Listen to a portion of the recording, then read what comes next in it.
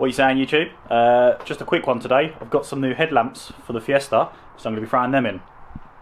Oh shit, pretty good. So what I've got is the H1 Nighteye LED for the dip beams, and for the high beams I've got the wind power, just like a cheaper version because you won't be using them as much. These wind power ones though are definitely not LEDs. They haven't got a LED chip in them. That's not LED. Anyway, we'll install them and see what they look like. Hey little guy. Hey little guy.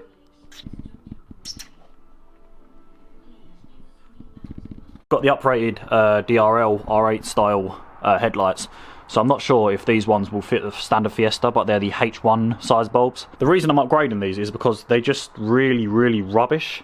Like, you can't get any vision. These headlights aren't known to be the most kind of visible when you're driving at night anyway.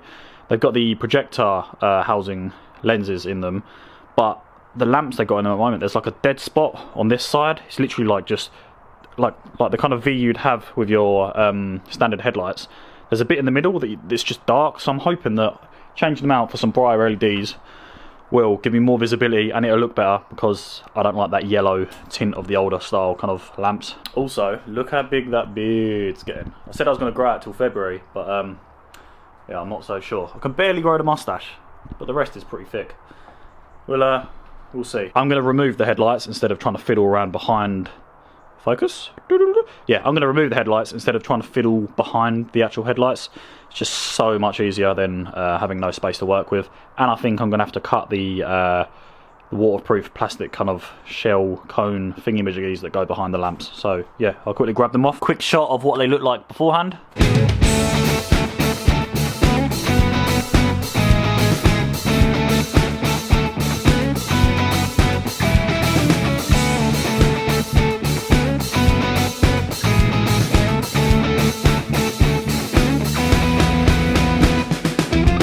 Looks like the car's got in a fight and it's got like 2 black eyes and a broken nose. So here's my little makeshift workbench. Firstly, we're going to do the high beams because they're easier. I don't think we're going to have to do any cutting for them.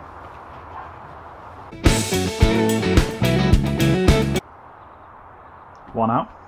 It's simply remove the connectors, and then this little spring bit here, but if you can see too well there, you push along to the left and then it will unlock 2 little locating pins that kind of sit in 2 little location holes in here.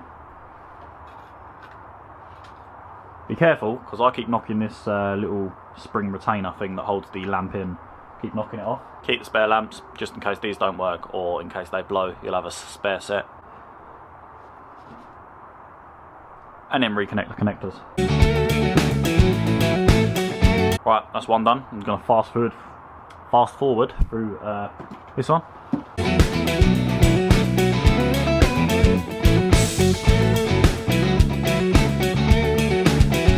Both installed. You can see like it's got a blue tint now. Now it's time to go for the night eyes. As you can probably see,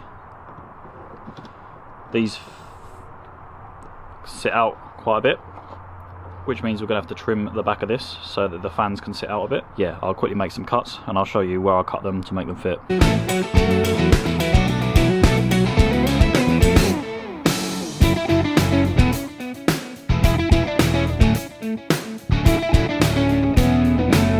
If you can see there, I cut the wires free, then I cut an X so that this would pop through and it fits quite snug, so it will still kind of keep most of the waterproof in. These are waterproof anyway, so you don't have to worry about the connectors and that getting affected by water getting in, but so that this can fit and have the most kind of seal. What you have to do is basically, let me so you got this bit, you remove this first, and then you install that how you normally would a standard lamp, so like that, and then you secure that down,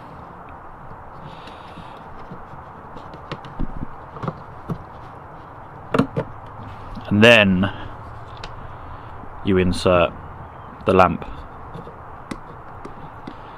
But it works easier with all of this stuff off, so don't listen to me. Just basically you do the cut, then do the steps I just showed you then. It's a bit fiddly, and I've had to bend the retaining spring out of the way so it doesn't come off each time this is inserted.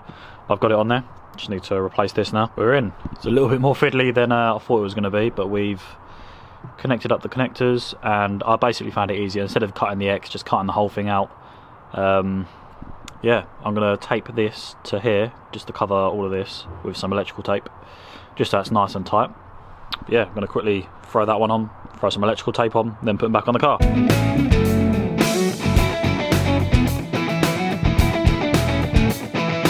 And the idiot award goes to me. Fuck's sake.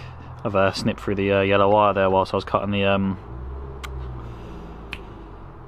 protection rubber thingy-majiggy off. I'm going to install the lamp, then I'll quickly wire these back up.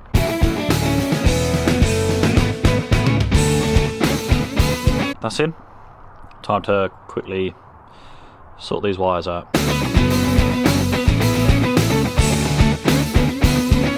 As messy as that looks, it's all wired up now. Alright, I'm going to put some tape around here just to seal this up. Then I'm going to put it back in the car.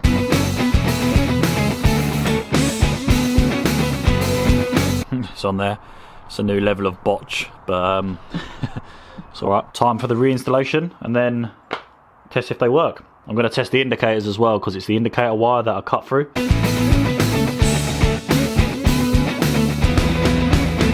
Just going to test it whilst they're not screwed in, just in case they don't work.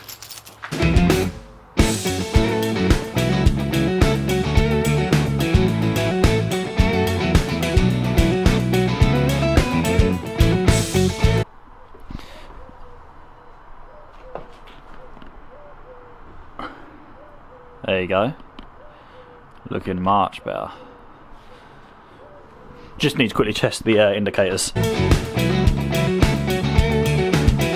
Time to put it all back together.